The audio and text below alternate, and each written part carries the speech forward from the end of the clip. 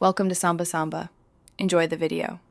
You start by confirming card type and adapter, micro SD into adapter for standard readers, because physical fit prevents damage.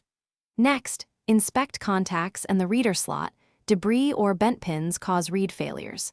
Once done, power off the target device or choose Safe Eject on a computer to avoid write corruption.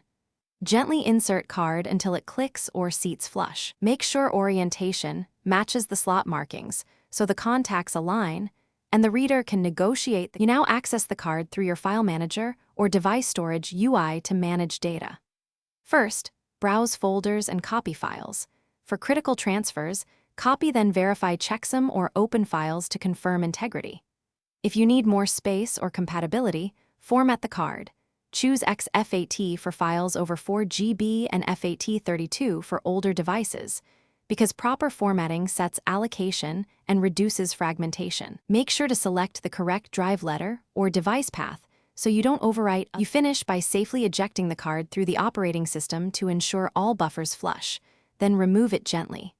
If the card isn't recognized, try another reader, a different USB port, or swap the adapter because ports and adapters commonly fail.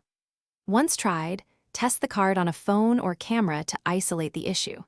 If files are missing after a format or error, run a read-only recovery tool or professional software. This preserves remaining data while attempting reconstruction. Thanks for watching.